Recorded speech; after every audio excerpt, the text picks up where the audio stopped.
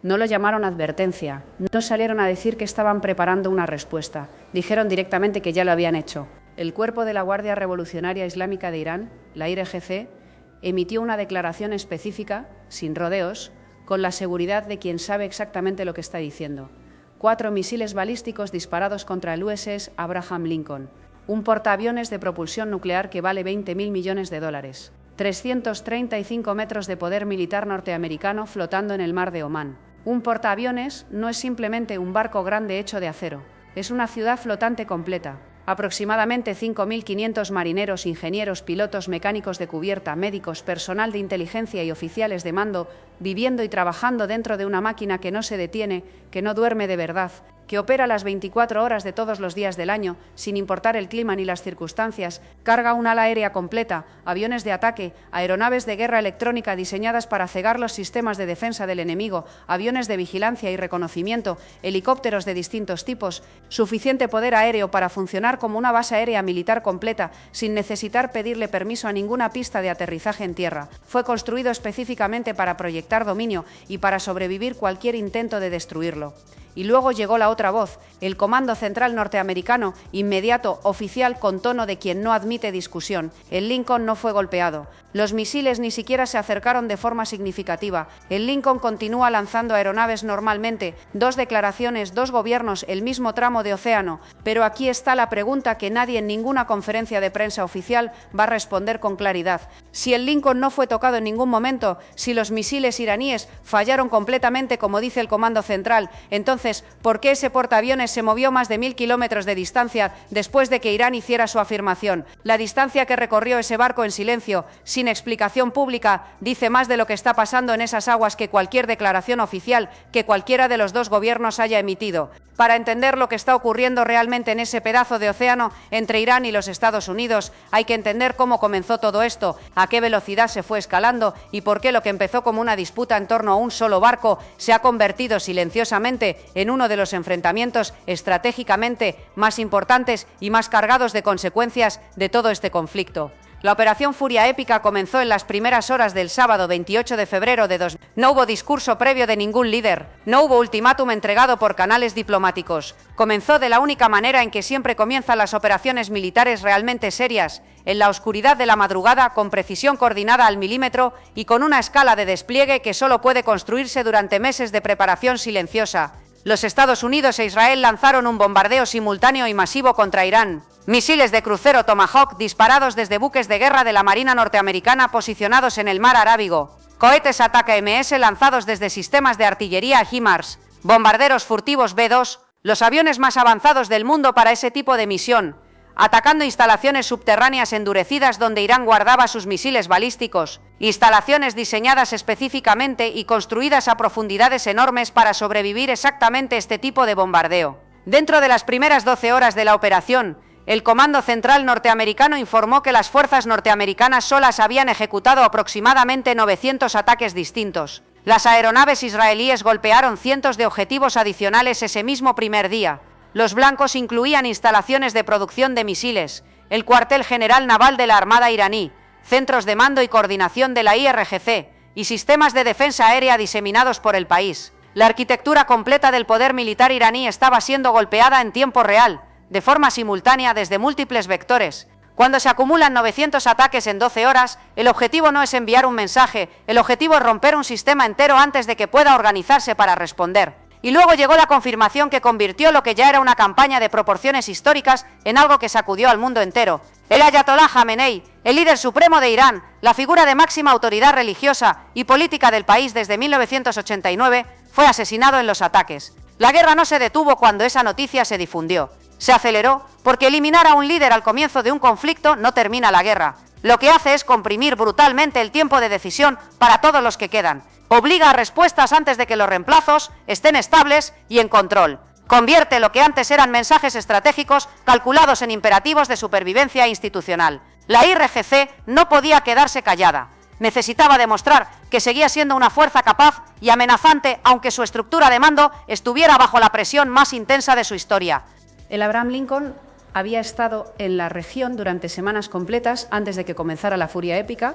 No es simplemente un barco grande, es una ciudad flotante impulsada por 2 reactores nucleares con una cubierta de vuelo de la longitud de 3 campos de fútbol, capaz de permanecer operativo en el mar durante meses sin necesitar regresar a puerto, transportando docenas de aeronaves militares junto con todas las piezas de repuesto, el armamento, el combustible de aviación y las tripulaciones necesarias para mantenerlas volando día tras día de forma sostenida. A principios de febrero, semanas antes de que comenzara la operación, uno de sus jets de combate derribó un dron iraní que se había acercado de forma agresiva al portaaviones. Ese incidente solo confirma algo importante: el Lincoln y su grupo de ataque, que incluía los destructores USS Bruins y USS Pinckney, ya estaban operando dentro de una zona de contacto real con fuerzas iraníes antes de que esta guerra tuviera nombre oficial. Cuando se lanzó la furia épica, el Abraham Lincoln sirvió como plataforma de lanzamiento activa para misiones de ataque. Sus destructores escolta dispararon misiles de crucero hacia objetivos en tierra iraní. El portaaviones no era un espectador seguro mirando desde lejos,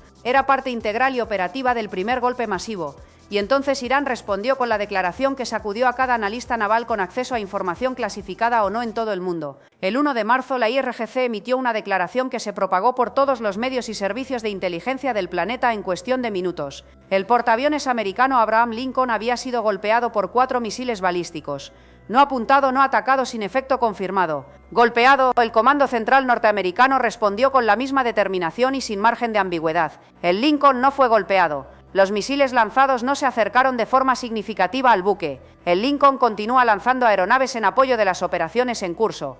En la superficie eso parece una disputa simple de él, dijo ella, el tipo de choque de narrativas que es habitual en cualquier conflicto. Pero los analistas serios miraron lo que ocurrió después de ese intercambio de declaraciones, no lo que dijeron los comunicados. Porque en la guerra naval lo primero que los comandantes militares protegen no es el orgullo institucional, es la capacidad operativa y la vida de su gente. Los portaaviones se mueven cuando el panorama de amenazas cambia de forma significativa. Se mueven cuando el riesgo calculado de permanecer en una posición supera el valor estratégico de estar ahí. Se mueven cuando un comandante evalúa que el costo de un posible error ya no es tolerable. Y la credibilidad militar en una guerra no se construye con los adjetivos que aparecen en los comunicados de prensa, se construye con la postura real de los activos, con los patrones de movimiento observables, con lo que hace el hardware cuando los fotógrafos no están mirando. 4 días después, el 5 de marzo, Irán emitió una segunda declaración pública. Esta vez la IRGC afirmó que el Abraham Lincoln, que operaba a aproximadamente 340 kilómetros de las fronteras marítimas de Irán, en el mar de Omán, había sido golpeado nuevamente, pero no con misiles balísticos esta vez, con drones navales, y declaró que tras ese ataque con drones, el portaaviones y sus destructores de escolta se retiraron a toda velocidad a una posición ubicada a aproximadamente 1000 kilómetros de distancia de donde estaban. El Comando Central norteamericano no confirmó el ataque con drones, pero tampoco negó el reposicionamiento, y ese silencio cuidadoso, deliberado, construido con precisión institucional, es exactamente donde vive la historia real de lo que está ocurriendo en esas aguas. Porque si la afirmación iraní es completamente falsa, el movimiento de 1000 kilómetros de todas formas ocurrió y necesita una explicación. Y si la afirmación iraní es verdadera o parcialmente verdadera, el movimiento tiene un sentido perfecto y ominoso. La posición de un portaaviones en tiempo de operaciones no es una decisión incidental que toma alguien de rango medio, es una decisión estratégica de la más alta importancia, coordinada con Washington, con el Pentágono, con todos los niveles de la cadena de mando. Donde opera un portaaviones le comunica a cada gobierno del mundo, a cada servicio de inteligencia de cada potencia, qué es lo que los Estados Unidos pretende hacer a continuación y cuánto riesgo está Washington dispuesto a asumir para ejecutarlo. Un portaaviones operando a 340 kilómetros de las costas iraníes está proyectando presencia máxima, está lo suficientemente cerca para lanzar aeronaves de ataque y recuperarlas con un tiempo de tránsito mínimo sobre el objetivo. Está lo suficientemente cerca para que el mensaje sea absolutamente inconfundible para cualquier gobierno en la región. Estamos aquí, controlamos este espacio y el precio de atacarnos es más alto de lo que puedes pagar. Un portaaviones reposicionado a 1000 kilómetros de distancia envía un mensaje fundamentalmente diferente, aunque cada comunicado oficial insista en que el barco está completamente operativo y en que los jets siguen despegando normalmente. Las matemáticas de la distancia no se pueden disimular con palabras, porque la distancia lo cambia todo en términos operativos concretos. Cambia la cantidad de salidas de aeronaves que pueden ejecutarse en un turno. Cambia el tiempo que los pilotos pasan sobre el objetivo antes de tener que regresar para reabastecerse. Cambia la ventana de tiempo disponible para operaciones de búsqueda y rescate si una aeronave es derribada sobre territorio enemigo. Cambia cuántos aviones cisternas de reabastecimiento en vuelo se necesitan y dónde tienen que estar posicionados. Cambia el lugar donde los destructores escolta se ubican para proteger al portaaviones. Y cambia fundamentalmente lo que un comandante está dispuesto a arriesgar en cada decisión táctica que toma. La distancia es un mensaje en sí misma, independientemente de lo que digan los comunicados. La distancia dice que el cálculo de riesgo y beneficio cambió. La distancia dice que permanecer más cerca ya no valía lo que costaba estar ahí. Lo que hizo cambiar ese cálculo es precisamente lo que ninguno de los dos lados ha explicado con claridad. Y es donde reside la pregunta más importante de todo este episodio. La primera declaración iraní sobre misiles balísticos fue negada de forma integral por el Comando Central y los analistas independientes que revisaron las imágenes disponibles no encontraron evidencia creíble que la sustentara. Los videos que circularon en redes sociales supuestamente mostrando al Lincoln en llamas fueron desacreditados rápidamente por múltiples fuentes de verificación independientes, pero la segunda declaración, la del 5 de marzo sobre drones navales, es estructuralmente diferente de una manera que tiene importancia estratégica real. Los drones navales son plataformas más pequeñas, más lentas y de firma mucho menor que los misiles balísticos, son exactamente el tipo de amenaza que está diseñada para esconderse dentro del ruido electromagnético de un mar concurrido, para confundir los sistemas de identificación, para ser interferida, engañada o interceptada de forma silenciosa, sin dejar un rastro visual que alguien pueda verificar desde fuera de la zona de operaciones. Y es precisamente esa ambigüedad inherente la que le da utilidad política a la afirmación para los dos lados al mismo tiempo.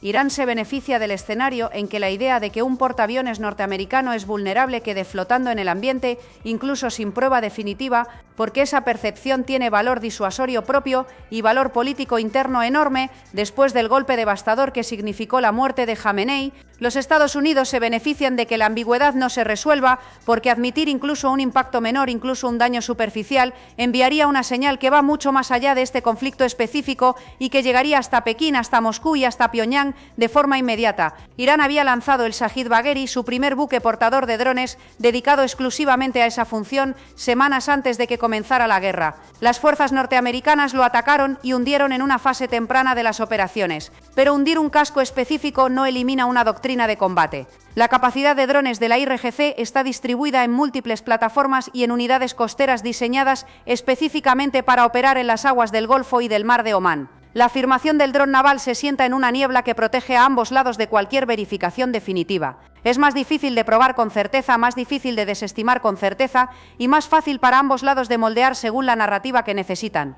Para Irán, afirmar que golpeó un portaaviones norteamericano no es solo una cuestión de logro militar en términos físicos concretos, es una cuestión de legitimidad doméstica en un momento de presión existencial extrema. Un régimen que acaba de perder a su líder supremo en un ataque extranjero necesita que su aparato militar demuestre alcance real, capacidad de represalia, que el poder del Estado sigue intacto. La afirmación sirve a ese propósito estratégico independientemente de si es completamente verdadera. Para los Estados Unidos, admitir cualquier tipo de daño al Lincoln, incluso algo menor irreparable, enviaría una señal con consecuencias que van mucho más allá de esta guerra. Un portaaviones norteamericano es la encarnación física más visible del concepto de disuasión que los Estados Unidos proyectan al mundo. El supuesto tácito de que los portaaviones norteamericanos son efectivamente invulnerables frente a las potencias regionales del Medio Oriente es una pieza estructural de la credibilidad norteamericana en múltiples teatros simultáneamente. Cualquier grieta en esa imagen es un mensaje que llega a Pekín al mismo tiempo que a Teherán.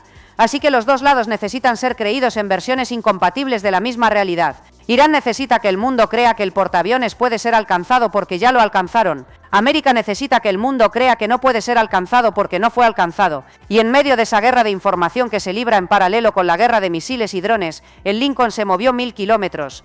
Este conflicto no es un duelo bilateral limpio y aislado entre dos países en un espacio acotado. Es un enfrentamiento regional que se derrama por espacio aéreo de múltiples países, puertos de distintas naciones del Golfo y rutas de navegación de importancia global. Israel absorbió ataques en sus principales ciudades. Los estados del Golfo vivieron alarmas de emergencia, impactos en infraestructura, cierres de espacios aéreos, embajadas evacuadas, aeropuertos interrumpidos y rutas comerciales ralentizadas o suspendidas. Y el estrecho de Hormuz, el corredor marítimo por el que pasa aproximadamente un quinto de todo el suministro mundial diario de petróleo, se convirtió en una prueba de nervios con consecuencias económicas globales reales. El tráfico de petroleros cayó. Los buques cisterna esperaron en puertos distantes sin entrar. Los suscriptores de seguros marítimos recalcularon las primas hacia cifras que hacen insostenible el negocio. Una amenaza estratégica no necesita ser ejecutada en su versión más extrema para ser completamente funcional. A veces solo necesita permanecer lo suficientemente creíble para cambiar el comportamiento de los actores que calculan riesgo. Un grupo de batalla de portaaviones en el mar de Omán no está ahí únicamente para atacar objetivos dentro de Irán. También está ahí para mantener ese corredor estratégico psicológicamente abierto al comercio global, para señalarle a las compañías navieras, a los aseguradores, a los mercados financieros que la Marina norteamericana todavía controla y garantiza las rutas marítimas críticas, lo cual es exactamente por qué la distancia del portaaviones importa más allá de lo operativo. 1000 kilómetros puede seguir estando dentro del alcance del poder aéreo norteamericano para misiones de ataque a larga distancia. Pero también está más lejos del punto de estrangulamiento físico del estrecho, más lejos de la costa donde los medios de ataque costeros iraníes son más efectivos, más lejos del espacio donde Irán puede obligar al mundo a entrar en pánico con mayor facilidad. Desde donde está esta situación ahora mismo, el conflicto puede moverse en 3 direcciones distintas. La primera es un desgaste controlado prolongado. Los ataques y las represalias continúan en oleadas. Los daños se van acumulando en ambos lados. El estrecho permanece técnicamente abierto, aunque bajo una presión constante que los mercados ya están reflejando en precios. El Lincoln sigue operando desde su posición más lejana, lanzando aeronaves pero desde una postura más conservadora. La segunda es una fractura progresiva de las estructuras de mando iraníes. Las redes de coordinación se van degradando bajo los ataques continuos. La coordinación central se debilita de forma gradual, pero las estructuras que se fracturan de esa manera generan actores impredecibles, facciones con acceso a misiles y drones que pueden actuar sin una autoridad central clara que los controle, lo que paradójicamente puede hacer el conflicto más peligroso y menos manejable. La tercera es la escalada a guerra regional total. El estrecho se cierra como acto de último recurso y el mundo deja de hablar de fluctuaciones de precios en los mercados y comienza a hablar de choques de suministro energético con consecuencias para economías que no tienen nada que ver con este conflicto. El movimiento del portaaviones se asienta dentro de ese árbol de decisiones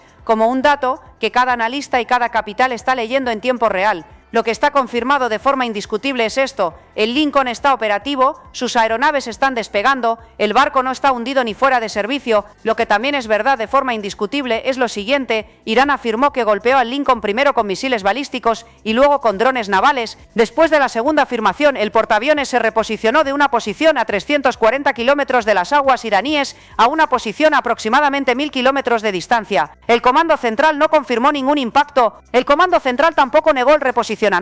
Un portaaviones completamente ileso, sin ninguna razón táctica nueva, no necesita moverse 1000 kilómetros en silencio. Un portaaviones que se movió esa distancia lo hizo por una razón concreta, y esa razón, sea exactamente la que sea, es lo que ninguno de los dos lados ha elegido explicar públicamente con claridad. Porque si Irán está mintiendo sobre lo que ocurrió, el movimiento parece cautela bajo presión creciente. Y si Irán no está mintiendo, el movimiento parece algo mucho más serio. El momento en que un símbolo material del dominio naval norteamericano ajustó su postura en silencio sin anunciarlo.